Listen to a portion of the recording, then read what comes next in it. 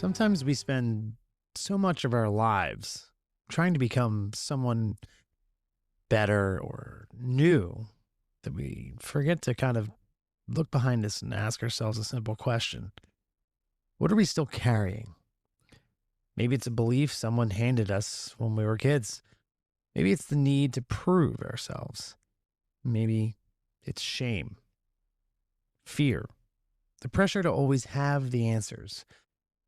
Or maybe it's a version of ourselves that helped us survive once, a long time ago, but is quietly keeping us from living now. Because here's the truth. Growth isn't always about adding more. Sometimes it's about releasing what was really never ours to carry in the first place. And speaking from experience, that is not easy. Letting go can feel terrifying because, well, even our pain can become familiar. We grip it so tightly that eventually we mistake it for who we are. But what if freedom isn't found in holding on for just a little longer? What if it's found in finally opening our hand? My name's Dan Bradley, and this is Braving the Bright Side.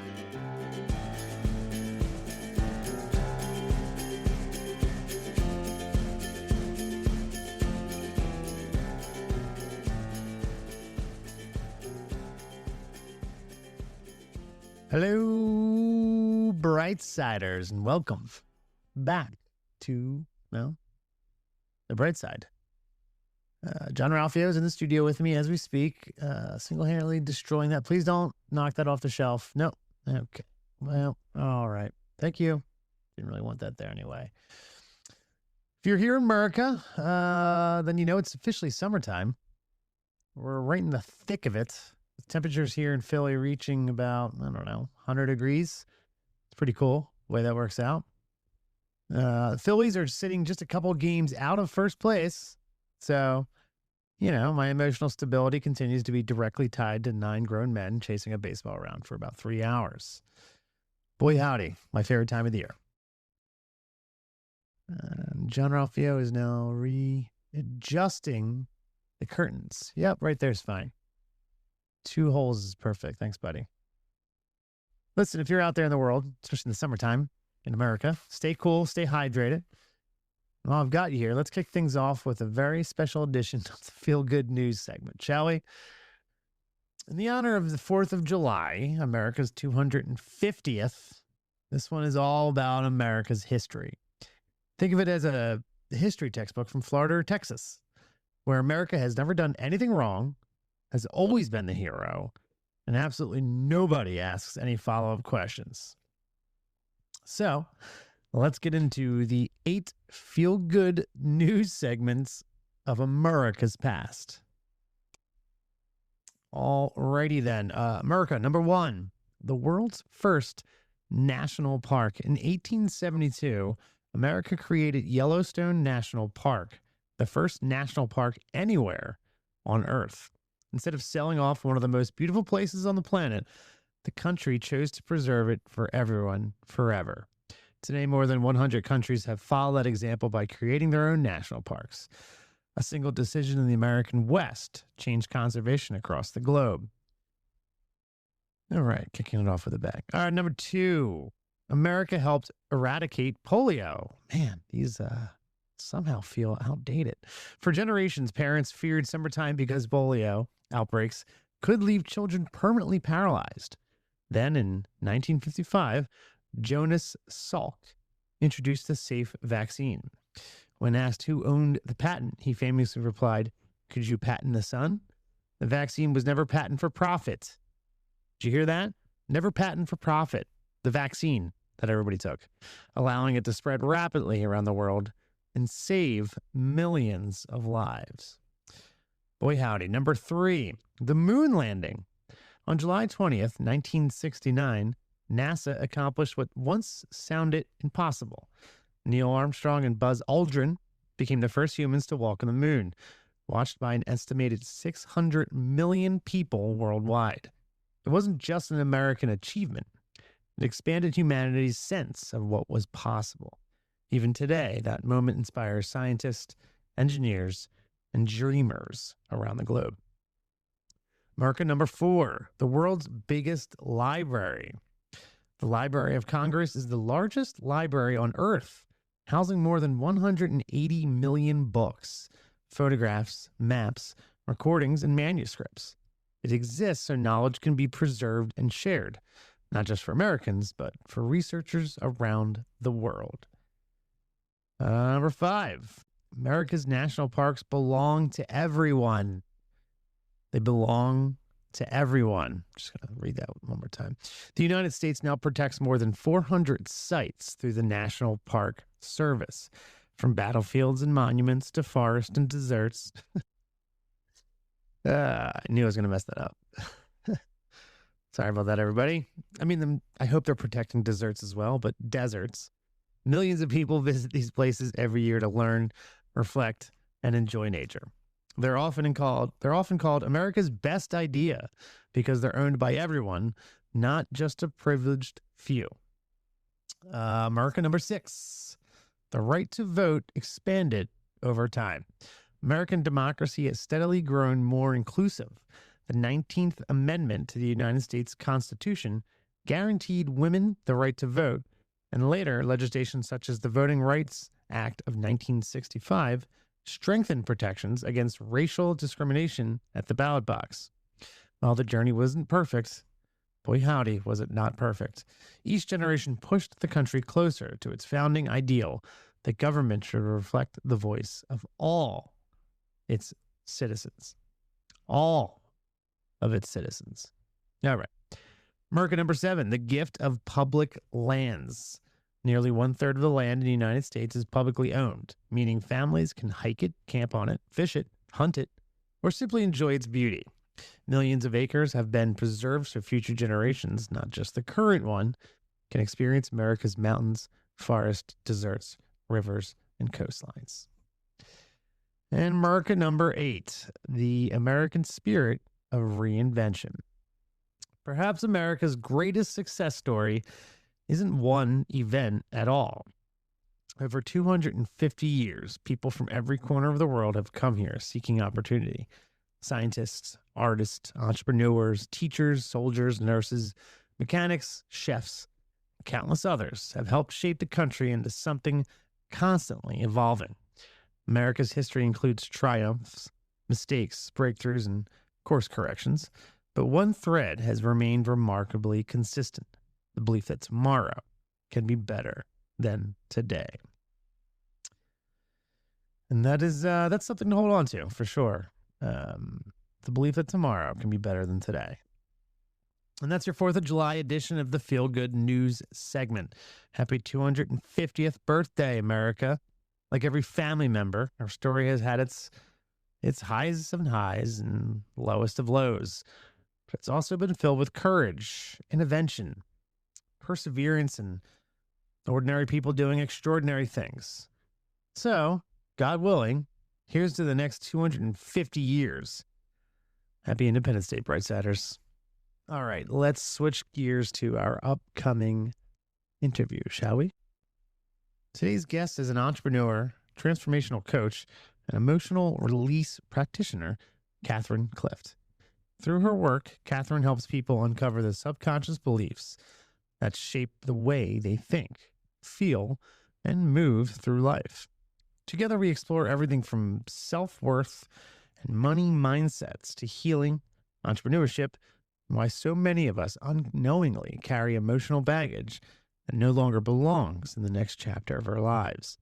I think you'll find yourself asking a few questions you've probably never asked before. So, without further ado, here's my conversation with Catherine Clift.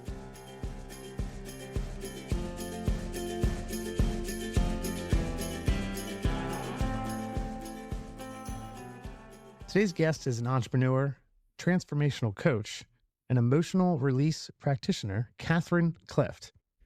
Through her work, Catherine helps people break free from limiting beliefs, emotional weight, and the patterns that keep them stuck from becoming who they're meant to be.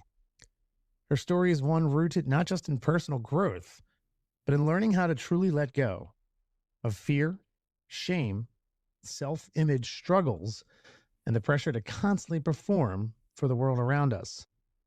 In this conversation, we dive into healing, identity, confidence, entrepreneurship, emotional resilience, and what it actually means to create a life that feels aligned instead of just impressive from the outside.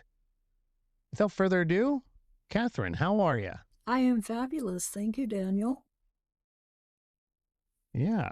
Where are you tuning in from? Where are you in the world I right am now? in Avon, Indiana, just west of Indianapolis. We just had the Indianapolis 500 on Sunday before Memorial Day, so that is now over.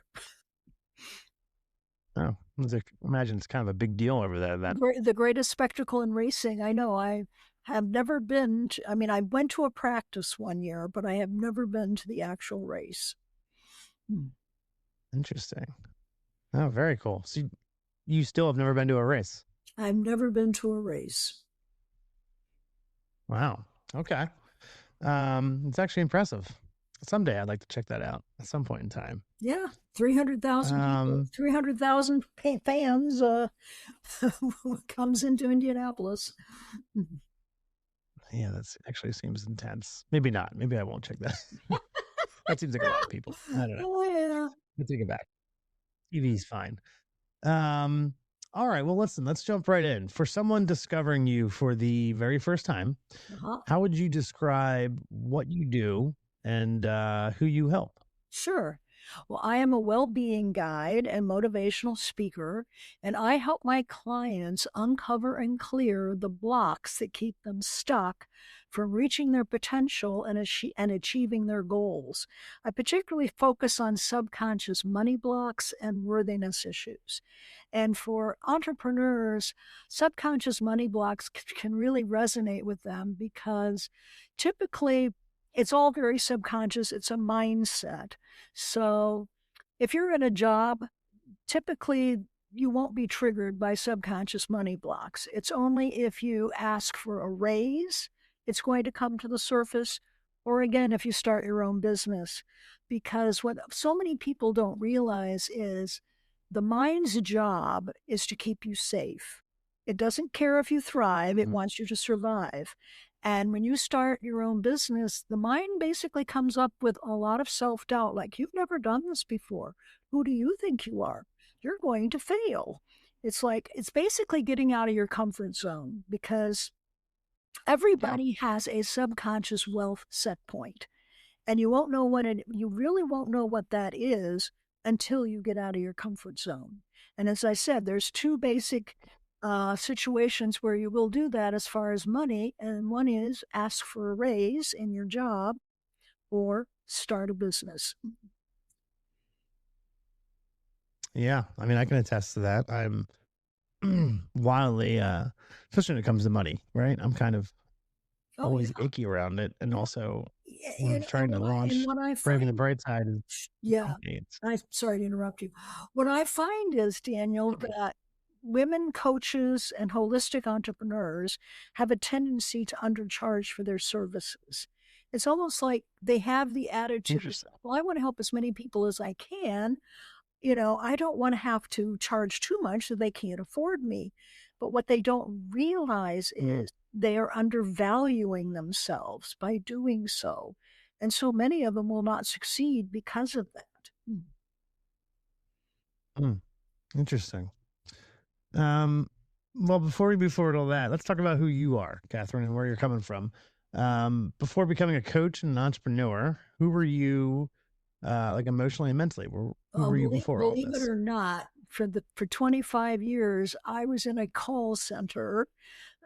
Basically, I mean, I was one of their top salespeople, but it's like it wasn't fulfilling. It was very stressful, Mm, actually. I mean, I worked at RCI, which is the largest timeshare exchange company in the world. They have wonderful benefits, they really do. But I mean, unlike most sales jobs, every Monday you start with a clean slate. You have to start your production every mm. Monday. So it's like if you have a bad Monday, it basically destroys your whole week. Wow. So, yeah, So no I matter how mean, far you make it by Sunday, by that exactly. Monday, you're Yeah. Start And fresh no matter what. and it's like, it got to be so stressful that almost I felt like there was a guy. It got so stressful that I developed shingles in the last month that I was there, and that was my wake up call to say I Oof. need to get out. I need to do something different. Yeah, well, that was gonna be my next question was, what was the defining moment and literally wrote wake up call that pushed you towards the work that you do today? You And I know, imagine when that actually, stress and it, weight it, physically it was shows kind of up, I mean, it was that's kind of interesting because, of course, it's the Sedona method, and of course, mhm. it's so powerful. I mean, it's transformed my life in that sense. It helped me let go of RCI actually, but anyway, um, but basically, the tipping point was my disillusionment with the Catholic Church. I mean, I grew up as a cradle Catholic.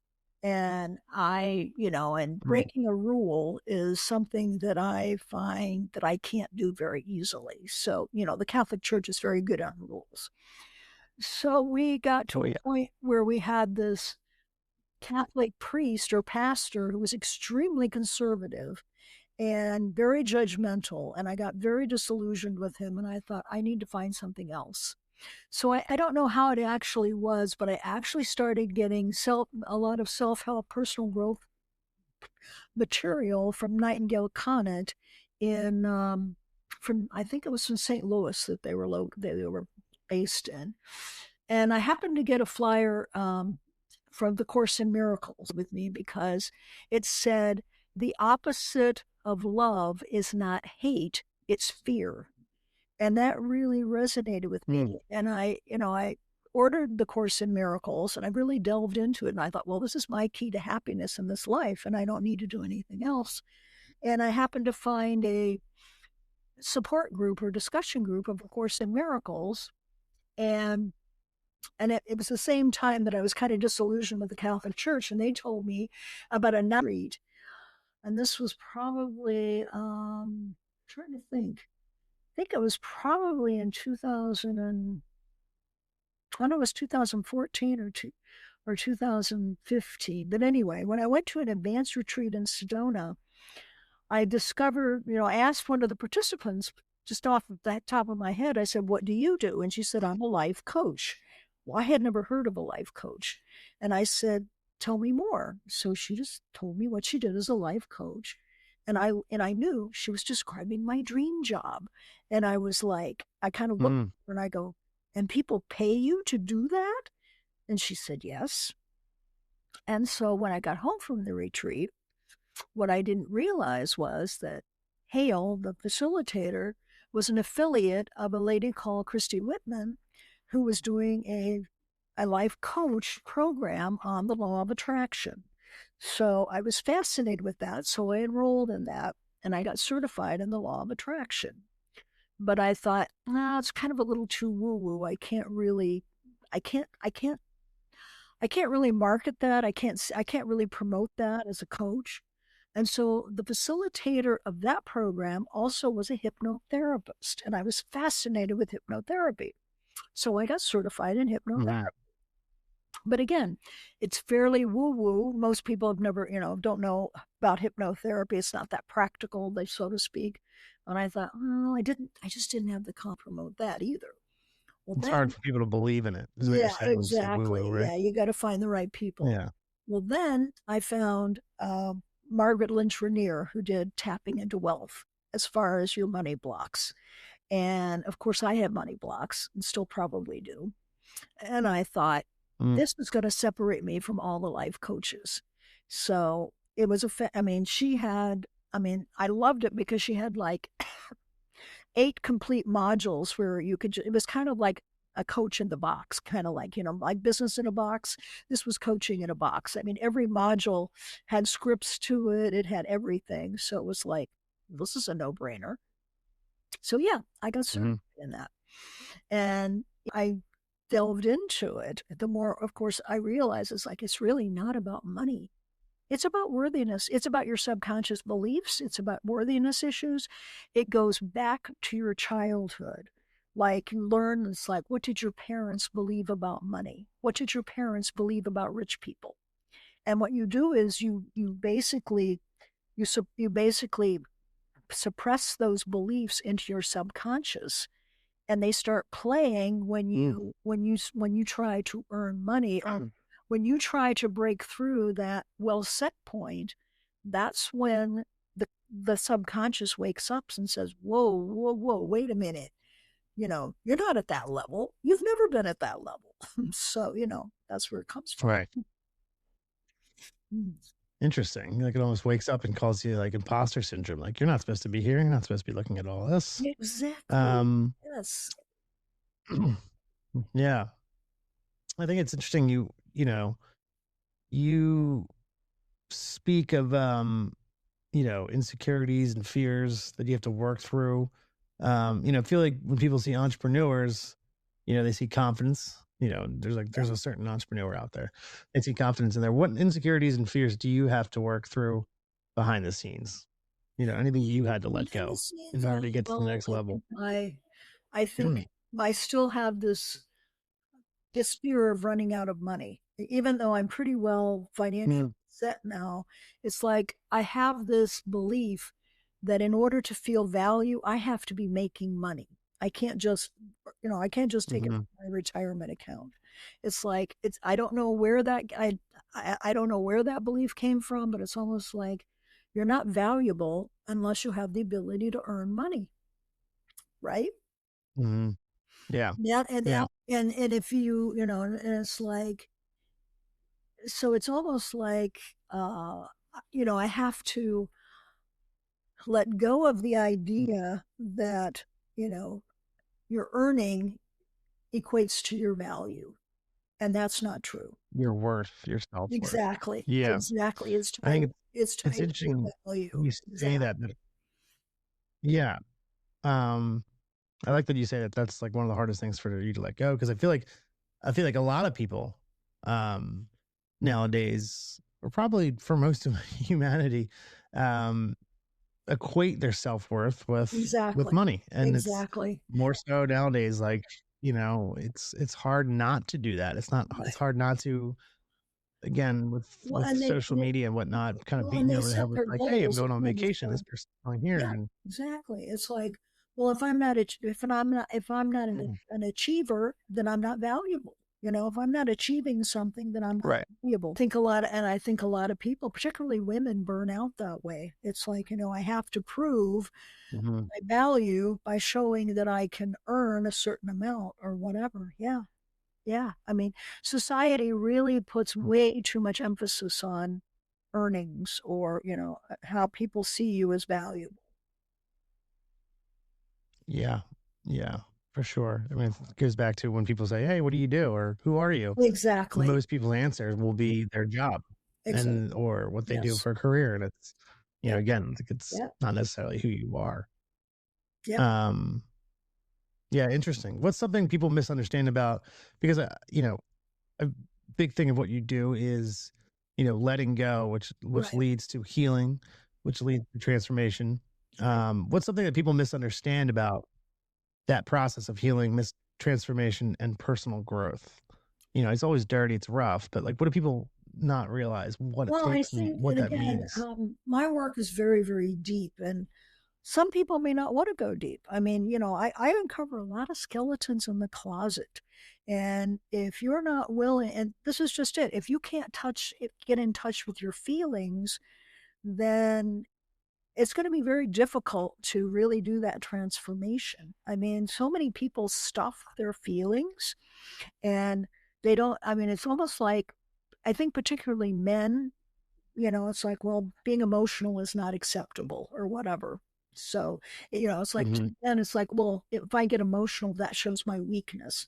Some women have that belief as well, that, if I get emotional, that means I'm weak, right? Hmm. So it's kind of like, Yeah. Yeah. I think I think a lot of people don't realize, well, first of all, they don't realize a lot of people's behavior is on automatic, and they don't know why they do what they do. In other words, I worked with a gentleman who had gone through bankruptcy once, and he was afraid he was going to go through bankruptcy again. And that's why he hired me. And it's like, and what I found out was, when he was growing up, because his goal was to be a millionaire. Okay. Well, when he was growing up, I guess the neighbors got all these good, they basically were more affluent than what his family was, and they got all these things. And his mother told him, don't you try to keep up with the Joneses. It's like, that's not a good thing. So he downloaded that. So he basically, what he was doing was he was self-sabotaging. So it's like, in fact, one thing he did that I identified with, he said every time he went out to dinner, he always picked up the tab for the entire table. And I asked him, I said, why do you do that? Well, he didn't know. And I said, I know why you do it. You want approval. That's one, it's a very basic human nature that we want approval. So I said, the next time you go out to dinner, I want you to pick up the tab for you and your wife and nobody else. And I want you to email me back how you felt about it. 2 days later, he sends me an email and he says, Catherine, I did it. It felt so good. So, I think people don't realize just what is down in their subconscious that's affecting their behavior. I mean, like people that are, that overspend, it's spend or eating. It's like, well, I'm gonna spend something on myself to make me feel good, right? If I'm feeling depressed, a pair of shoes, or I'm gonna go out and buy this so I can feel better. That's a very subconscious Right. thing, right? It's just like eating. It's like, well, I feel really bad, so I'm gonna eat a quart of ice cream to make myself feel better. Mm-hmm. Mm-hmm. And, Yeah. and and spending is the same. Interesting. It absolutely is. And one thing I think people are very surprised at, because one thing I do in my coaching is we look at the 5 types of money and what they represent. And it's like savings represents security. Okay. So if there are people, I just asked them, I said, what's your savings like? Some people say zero. And savings is, if you have zero savings, that means you're not safe. I mean, you don't feel safe if you don't have any savings. And then True. we also talk about, what feeling comes up when you think about your savings. And that's that's very revealing. And then what do you say in your head Yeah. when you think about your savings? It's like, am I a loser? It's like I'm no good, I'm a failure. I mean, usually it's very negative. But I mean, I go through and debt represents that you're, let's see, what is it debt represents? Debt basically represents that you're not good enough. In other words, it's almost like you will never get out of debt. It's like it's kind of a worthiness thing. It's like the deeper you go into debt, the that kind of thing. And then we look at income, what's your income, and we do the same thing. So again, the 3 questions we ask is what's what is the amount, what feeling comes up, and you look at that type of money, and what do you say in your head when you think about that kind of money. It reveals it's called the money map, and it really reveals a lot about the individual that they're not even aware of. Mm-hmm. Yeah. That's fascinating, especially mapping it out all in terms of how money is viewed and used. Yeah, Um, right. Interesting. And so, like, again, the 5 types of money are savings, debt, income goals, and to know and I didn't know what toxic money was. Toxic money is money that's I was just going to basically say, what is toxic money? I have no idea. toxic money is basically earned in a battle. In other words, you may be getting alimony from an ex-spouse that you don't, it's like you don't like him, you don't want him, it's like, or perhaps you're in a court case where you're trying to get money, because you deserve this money and you're in a battle over trying to get it. It basically affects how you're going to earn. Interesting. I don't think I've ever heard that before. Yeah, I know. I didn't either. It was fascinating to learn. Toxic money. I want to start like a punk rock band just so I What's can use that that? as the name of the band. I said I want to start a punk rock band so I Oh, I can see. call it Toxic Money. Toxic money? Oh my I love that. goodness. I've I never heard mean, of them. Okay. yeah, I'll put you on drums. It'll be fun. It'll be great. Um, Interesting. So let's turn back towards you for a little bit in your journey. You know, has there ever been a time and a moment where you questioned your own path and purpose as you head down this coaching? Oh heavens, I've changed my. It's like, I first of all, when I went to college, I did not know what I wanted to major in. I mean, I knew I wasn't ready Hmm. for life, but it's like, and it was kind of like the ivory tower. I was hiding away, right? But I finally Yeah. decided, well, I'm a creative writer. I'll major in journalism. So that's what I did. I got a degree in journalism. And I actually got and I wasn't sure I was going to get a job as a journalist, but I did get a job at a small town newspaper as the feature Mm. writer. It was my ideal job. I mean, it absolutely was.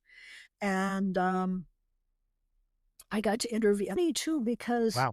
I didn't recognize until I went to a retreat for the release technique that what I actually ended up was actually it was prophesized when I was 6 years old, because when I was 6 years old, I had a very traumatic experience in parochial school. We had the Benedictine nuns, Hmm. and it's like they were pretty bad. But anyway, we had an exercise on how well do you pay attention, how well do you listen. Well, as a kid, I was very fidgety. I'm a terror. I don't listen. I was like, I'm very distracted. I'm all over the place, and I have a lot of energy. So we were supposed to color angels, and I didn't know. She had said, I want the row down to this child to color the angel this way, and I want this row down to this child to color the angel that way. So there was two possible colors. One was yellow green or green yellow, whatever you want to call it, and the other was red, purple red. It's like it's red violet. That's what I want to say. Okay. And so I didn't know what was going on. I noticed people were starting to color. I had an angel in front of me. I didn't know what to do with it. I looked at the person next to me. They were coloring it a certain way. I don't know if it was red, violet, or yellow, green. I can't remember. And it was like maybe 5 minutes later, I'm aware of this black figure standing behind me, and her face is contorted, and she's yelling at me at the top of her lungs, saying, Catherine, you did not follow directions. So what I did not realize was, and this was pointed out to me, that I had decided that it is not safe to make your own decisions. You need to have somebody. That's what the person at the retreat said. Hmm. And guess where you ended up for 25 years? And guess where you ended up? And I was like, you talk about my mouth falling open. I was like, oh my God, what did I do? Wow. Yeah. Yeah. Incredible. And Um, this is, it's like people that's so don't cool. realize a lot of times that your subconscious decisions as a child that you suppress, that you're not aware of, will come back to bite you after, down the road. Yeah. Yeah. I mean, what are some of the most common emotional patterns or, limiting beliefs that you see in clients? Well, I think for most time it's like, I think it's more of a trigger than anything. Like, for example, if you ask a coach, for example, I know we had an exercise one time in a group discussion. It's like, what do you charge for your coaching? And then double it. Well, most people could double it, but when when Mm, when the person said triple it, oh my gosh, people were like, there is no way. I couldn't possibly triple that. yeah. No, no, I'd rather die first. It's almost like it's, oh no, people would make fun of me, people would reject me, people would, it's like, yeah, that's huge. And it was like I Mhm. was the only one in the group. Yeah. I That's- said, okay, I would charge 3,000 for 3 months, and yep, I can double that to 6,000. Yep, I can double that again. I mean, I think maybe tripling it sort of triggered me a little bit, but nothing like the group that I was hearing from the different people in my group. It was like, oh my Wow. God, it was like they just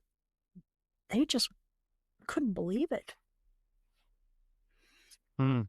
I mean, that's and Um, that's one of the things I do in one of my modules. I think it's called setting outrageous goals, because it's like, let's set a goal and then let's double it. Now let's triple it and see what happens. Mm-hmm. Mm-hmm. Yeah. Cool. Um, has your definition of success and abundance changed over time? It's definitely, I mean, to me, the definition of success it's more spiritual. It's happiness. It's like feeling happy and fulfilled, and is my more definition of abundant money Mhm. anymore, or title or anything like that. It's like, my definition is peace of mind. I mean, inner peace. If I can feel that inner Mm. peace and peace of Yeah. mind, that is my definition of success. Hell yeah. Same. Same here. Um, what advice would you give someone who feels emotionally stuck but doesn't know? I would, first of all, um, I'd love to help them, but they can also, inside yourself is the answer to everything. So I would say, get quiet, turn within, and see what answer comes up. Because believe it or not, you have the answer to your life, whatever it is. I mean, that is, but it's important to get quiet so that the mind doesn't keep, constantly there, the little monkey mind spinning in your head. Get quiet, turn inward, and ask some questions. You actually will get answers. Mm, love that. How about if someone listening right now feels exhausted, lost, overwhelmed, or disconnected from themselves? What would you want them to hear? I would say, first of all, self love is very powerful. I mean, so many Mm, people cannot love themselves, and love is the most powerful process on the planet. I mean, you know, just, first of all, um, stop beating yourself up, which is not the easiest thing to do because I do it all the time. But yeah, I mean, love yourself. Love yourself as you are. Don't judge yourself, accept whatever's happening. Um, you know, wherever you're, yeah. like, if you're feeling lost and depressed, first of all, reach out for help. I mean, don't struggle alone. I mean, that's one thing I find when I started my business. I should have reached out for help sooner than I did. For some reason, and women Hmm. have a tendency to think I can do this on my own, and that's not really. I mean, we're here. I mean, human beings need support. They need help. And there's nothing wrong with asking Yeah. for help. It is not a sign of weakness, it is a sign of strength.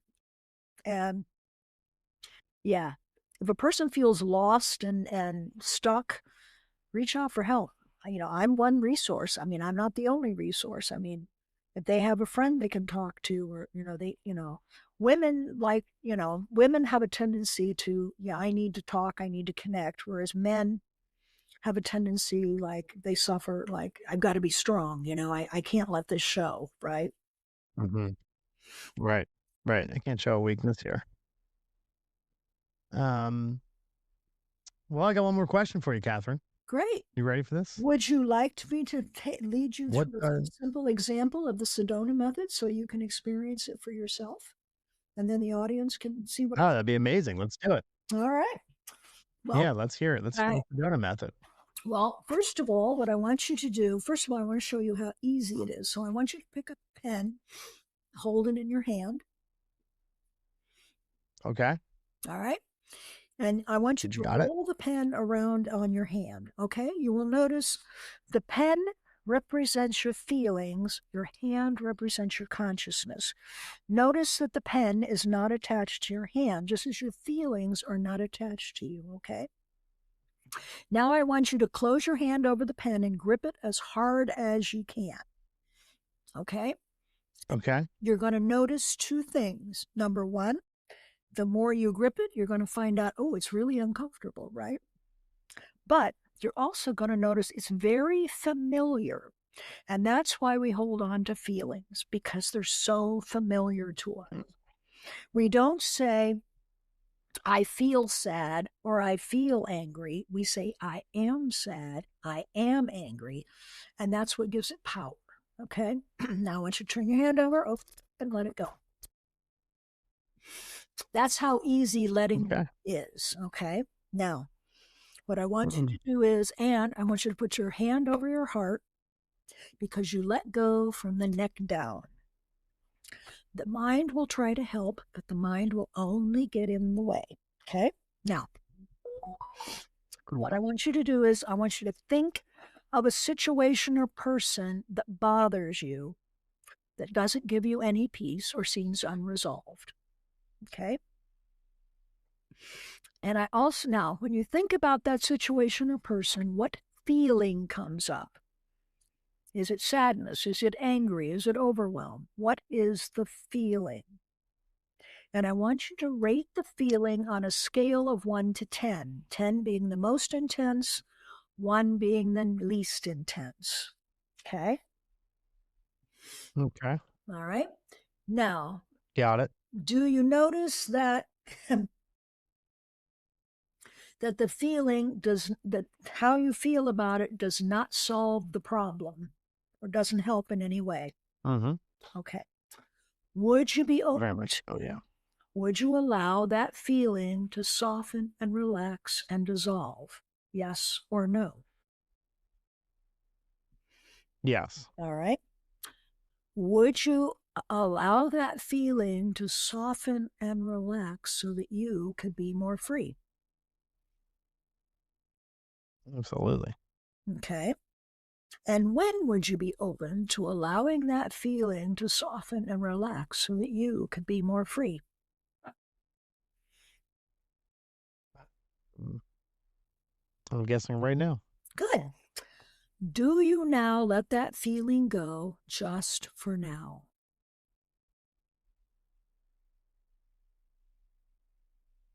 Mm-hmm. Okay.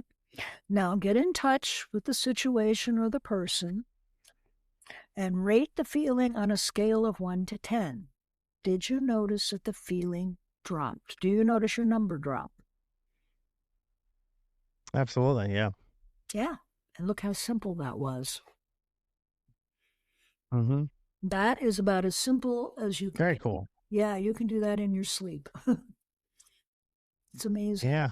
Yeah. You can do that anywhere. Yeah. I mean, That's great. I'm it thankful helped for me that. let That's go of a actually marriage. It helped me let go of a marriage of 23 years that was unsupportive and emotionally abusive. wow. And it helped me let go of the job in the call center for 25 years. As I said, that I developed shingles in the last month that I was there. So it's like, yeah. I mean, I didn't think I could let go of those. Incredible. I didn't think I could let go of those two things because I thought I needed them. I thought I needed them for Mm-hmm. survival. They were my security blankets. But the more I held on to both of them, the more miserable and unhappy I became. And when I let go, I mean, when I let go of my marriage, Daniel, I found out I had enough money to live on for the rest of my life. I had no idea. Wow. I know it was such a shock. And then, of course, when I let go of the job, that's when the universe led me to life coaching, my total dream job, and how I can help Mhm. others. Share the Sedona method, help them transform their lives. I mean, it is the most incredible journey that I have been on. I mean, I don't regret any part of the journey that I was on. I mean, I zigzagged so many Yeah. times in my life, and I'm sure people can relate to that, but I don't regret. I mean, I would not be where I am today if any part of that life had not happened. Right. Right. It all leads to something Exactly. for sure. It's all about where you land. Um, well, listen, I got one more question for you. Okay. To you, in your mind, what does braving the bright side mean to you?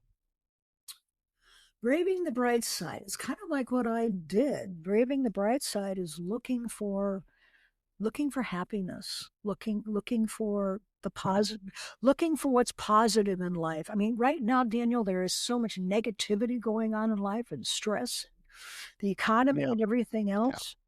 The more we look at the bright side, the happier we become, And, and that's basically how money in abundance comes to us. It's like one of the participants in the retreat said, it's like, I think it was very profound. He said, Catherine, remember, money does not make you happy. You have money because you are happy. And the happier you are, the more money and abundance will flow to you. I will be a testimony to that. Amen to that. That's great, Catherine. Appreciate that. Well, listen, where would people be able to find you if they're interested in learning more about you or possibly my website your coaching? is Catherine Clift Coaching. Very Mm-hmm. simple. And they can look me up on LinkedIn as well. I have an account on LinkedIn. Or they can also find me on Facebook as well, although I'm not that active on Facebook. But yeah. But yeah, my website, it's certainly catherinecliftcoaching.com, and they can set up a session with me. I mean, my first one is complimentary. It's just a discovery session where we look at one challenge that you have and we go very deep, and then you can decide whether this work is something you really want to pursue. That's really cool. Catherine, listen, your story is it's pretty awesome. I mean, you've worn many, many hats, many Oh caps my along your goodness, I way. know. And it's like you said, I mean, you're certified in like 19, become a coach. And it's just really cool. It's really cool to see your journey. And like you said, where you landed, you wouldn't change anything in the world. So and you're doing a lot of good out there for people. So Well, thank I you. really can't thank you enough for coming on the bright side. Well, thank you for this opportunity. It's been a delight, Daniel. Thank you so much. Yeah, of course. Well, listen, I'll be in touch and you have yourself a lovely day. Thank you.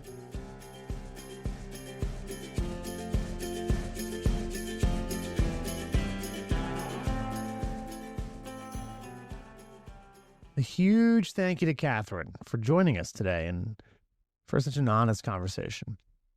If something from today's episode resonated with you, my encouragement is very simple. Don't just nod along. Feel free to sit with it. Ask yourself what you've been carrying and what it's finally time to put down. Sometimes the smallest shift in any kind of awareness becomes the beginning of the biggest transformation.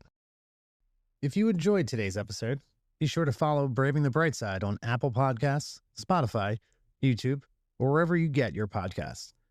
You can also find the show on Instagram at braving_the bright side, on Facebook and TikTok at Braving the Bright Side. For guest inquiries, speaking opportunities, coaching, or just to say hello, you can reach me at bravingthebrightside@gmail.com. Thank you for spending a little time on the bright side with me today.